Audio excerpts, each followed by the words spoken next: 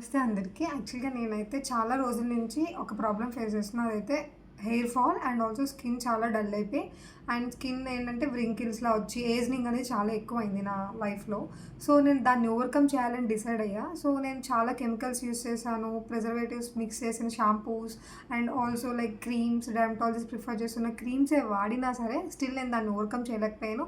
So, అందుకే మన ancestors use చేసిన క్యాస్టర్ ఆయిల్ నేను యూజ్ చేయడం స్టార్ట్ చేశా. సో, ఇన్ని వాడాం కదా! ఇది వాడితే ఎలా ఉంటదా అని చెప్పి యూజ్ చేసి రిజల్ట్ వచ్చిన తర్వాత నేను మీ ముందుకొచ్చాను. సో, నేను డిసైడ్ అయిన తర్వాత 100% ప్యూర్ న్యాచురల్ ఆ క్యాస్టర్ ఆయిల్ కోసం ట్రై చేస్తే నాకు దొరకడం చాలా కష్టమైంది. సో, అందరూ ఆ ప్రాబ్లమ్ ఫేస్ చేయకూడదని సో, నేను ప్యూర్ ఇక్కడ చూపిస్తున్నట్టుగా చూస్తారుగా కలర్ చూస్తేనే మీకు అర్థమవుతది. 100% కోల్డ్ ప్రెస్డ్ న్యాచురల్ ఆమదాన్ని మీ ముందుకు తీసుకొచ్చా.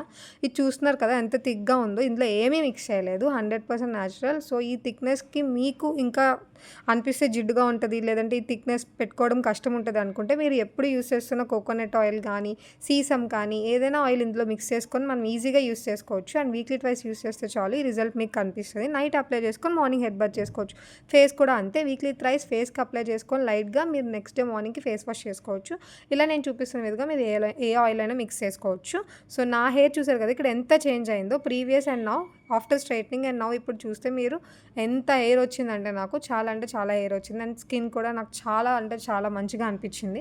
సో, మీకు ఈ ఆయిల్ కావాలనుకుంటే please do DM or comment below for the natural castor oil. Thank you for watching.